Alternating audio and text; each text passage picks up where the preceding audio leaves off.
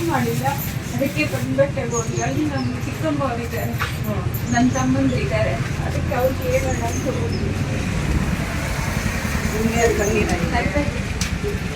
ಎಷ್ಟು ಜನ ಮಕ್ಕಳು? ಅವಳಿಗಿದ್ರು ಹೆಣ್ಮಕ್ಳು? ಒಂದು ಹೆಣ್ಣು ಗಂಡು ಮಗು? ಗಂಡು ಮಗು ಇದೆ ಊರಲ್ಲಿ. ಎಷ್ಟು ಕ್ಲಾಸ್? SLC ವರೆಗೂ ಓದಿಲ್ಲ. ಈಗೇನೋ ಇಲ್ಲಿ ಹಾಸ್ಟೆಲ್ ಹಾಕಿದ್ದೆ. ಅವ್ರು ಕಲ್ತ್ಕೊಂಡು ಅವ್ರಿಗೆ ಹಾಸ್ಟೆಲ್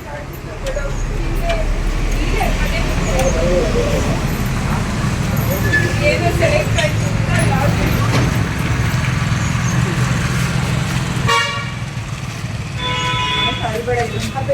ಸಮಾಧಾನ ಮಾಡ್ಕೊಂಡು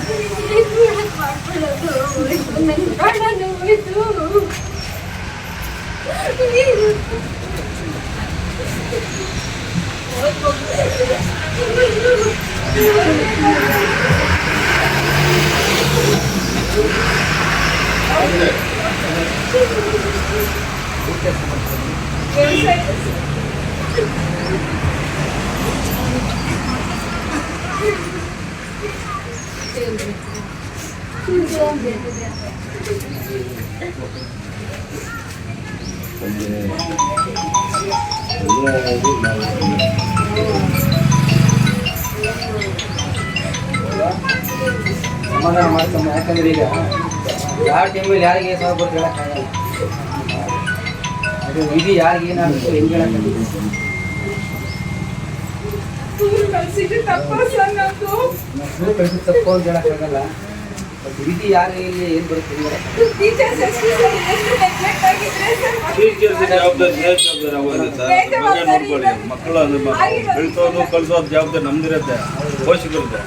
ಶಿಕ್ಷಕರದು ಅವರು ನೆಗ್ಲೆನ್ಸಿ ಮಾಡ್ಕೊಂತಾರೆ ಸರ್. ಎಲ್ಲ ಶಾಲೆಗಳು ನೋಡಿದ್ರು ಅಷ್ಟೇ, ಮುರಾರ್ಜಿನೂ ಅಷ್ಟೇ, ಗೌರ್ಮೆಂಟ್ ಸ್ಕೂಲ್ಗಳಲ್ಲಿ ಅದೇ ಥರ ನಡ್ಕೊಳ್ತಾ ಇದೆ ಮೇಡಮ್.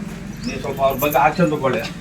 ನೆಗ್ಲೆನ್ಸಿ ಮಾಡ್ಬಿಡ್ತಾರೆ ಮಕ್ಕಳು. ನಾವು ಕಲ್ಸೋ ಪೋಷಕರು ಕಳ್ಸಿವೆ, ಅವರು ಎಲ್ಲರೂ ಸ್ಕೂಲ್ ಕರ್ಕೊಂಡು ಅಲ್ಲಿ ಕರ್ಕೊಂಡು ಹೋಗ್ತೇವೆ ಅಂತಾರೆ. ಎಷ್ಟು ಇದನ್ನು ಕಳ್ಸ್ಕೊಡ್ದು ಮತ್ತು ಅವ್ರಿಗೂ ಇದು ಬಿಡೋದು ಮನೇಲಿ ಈ ಥರ ನೆಗ್ಲೆಕ್ಟ್ ಮಾಡ್ತಾರೆ. ಮಕ್ಳಿಗೆ ಅನ್ನೋದು ಈ ಥರ ಅನ್ಯಾಯ ನಡೀತಾರೆ. ಮಕ್ಕಳನ್ನ ಸ್ಕೂಲಲ್ಲಿ ಕಲಿಸ್ಬೇಕು ಅಂತ ಹೇಳ್ತಾರಲ್ಲ, ಸ್ಕೂಲ್ ಕಲಿಸ್ತಾರೆ, ಜವಾಬ್ದಾರಿಗಳು ಮೇಡಮ್. ಜವಾಬ್ದಾರಿ ಇಲ್ಲ ಅಂದ್ರೆ ಏನಕ್ಕೆ ಕರ್ಕೊಂಡು ಹೋಗ್ಬೇಕು టీచర్స్? తోడుపోయిన నీళ్ళు ముందు బిడ్డలు సేవగా చూసుకోవాలి కదా, పోవద్దండ ఇట్లా పడగొంది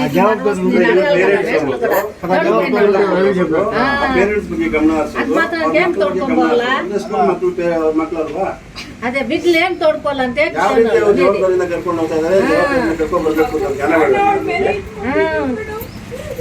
విషయాలుగా చూసుకోవాలా. నీళ్ళు ఇట్లా పోతా ఇట్లా రానియద్దండ, ఎనుక్కుండండ బిడ్డలు ఈడ్చుకోవాలా.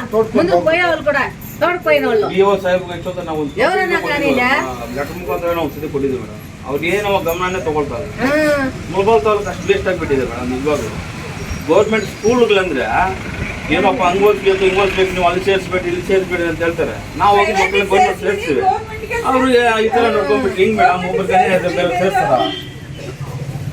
ಗೌರ್ಮೆಂಟ್ ಟೀಚರ್ಸ್ తోడుకొని పోయి తోడుకొని వచ్చే ఏంటంటే మగవాడు ఆడది మేస్లు తోడుకొని పోవాలా. ಕಂಪ್ನಿಗಳು ಇದಾವೆ, SDMC ಕಂಪ್ನಿಗಳು, ಆ ಕಂಪ್ನಿಗಳು ಈ ಕಂಪ್ನಿಗಳು ಅಂತ వాళ్ళకి ఒక ಬರೋ ಬೆನಿಫಿಟ್ ನೋಡ್ತಾರೆ ಅಷ್ಟೇ ಮೇಡಮ್. ಮಕ್ಕಳಿಗೆ ಏನು ಪೋಷಕರು ಏನು ಅನ್ಯಾಯ ನಡೀತಾ ಇದೆ, ಏನ್ ನಡೀತಾ ಇದೆ ಒಬ್ಬರು ಕೇಳೋದಿಲ್ಲ ಮೇಡಮ್. అలా కొడతాడు కదా, ಸುಮ್ಮನೆ ಮಾಡ್ತಾರೆ. బిడ్డలు ఈడ్చుకోవాలా. మగవాడు ఎవరైనా కానీ ఆడ కానీ మగవాడు కానీ తోడుకొని పోయిన వాళ్ళు 10 ವರ್ಷ ಸಾಕ್ಬೇಕಂದ್ರೆ ತಂದೆ ಪೋಷಕರು ಎಷ್ಟು ಮಗು ಮಾಡ್ಬೇಕಂದ್ರೆ ಆ ಪ್ರಿನ್ಸಿಪಾಲ್ ಆಗಲಿ ಅವ್ರ HM ಆಗಲಿ ಅವ್ರ ಶಿಕ್ಷಕರು ಯಾರ ಇದ್ರು ಮೇಡಮ್, ಅವ್ರ ಬಗ್ಗೆ ಆಕ್ಷನ್ ತಗೊಳ್ಳಿ ಮೇಡಮ್. ಸಸ್ಪೆಂಡ್ ಮಾಡಲೇಬೇಕಾಗುತ್ತೆ ಮೇಡಮ್, ಮಾಡಲೇಬೇಕು. ಒಬ್ಬರಿಗೆ ಆ ಥರ ಮಾಡಿದ್ರೆ ನಮ್ಮ ಮುಳಬಾಲ್ ತಾಲೂಕಲ್ಲಿ ಕೋಲಾರ ಡಿಸ್ಟಿಕ್ ಮುಳಬಾಲ್ ಅಂದ್ರೆ ತಾಲೂಕು ಅಂದರೆ ಬೆದರಬೇಕು. ಇನ್ನು ಇರೋರ್ಗು ಸ್ವಲ್ಪ ಹೆಚ್ಚು ಕಮ್ಮಿ ಅವ್ರಿಗೂ ಒಂಥರ ಬೇರೆ ಕಂಡ ನೋಡ್ಕೊಂತಾರೆ. ಈ ಥರನೇ ಎಲ್ಲೂ ಇಲ್ಲ ಮೇಡಮ್. 9 ఆయన తీసుకురాం సాకోండి బిడ్డ బిడ్డ ఎంత జవాబుదారిగా తోడుకోవాలి వ్యాపారం చేసుకోండి, ఆయన మగులు సాకండి. వీళ్ళు గవర్నమెంట్ ఇస్తుంది ఫ్రీ వాళ్ళు చేసి పెట్టడానికి వాళ్ళు ఫోన్ మాట్లాడుకునే ఏదో సెలెక్ట్ అయిపో సేర్సిదా ఏడన్నా పోనీ చూసే వాళ్ళు ఏడన్నా ఉండి యా స్కూల్లో కూడా టీచర్ కూడా ఎవరు చెప్తారు ఊరికే కంప్లైంట్ పెట్టి వచ్చినారు అంతేడా.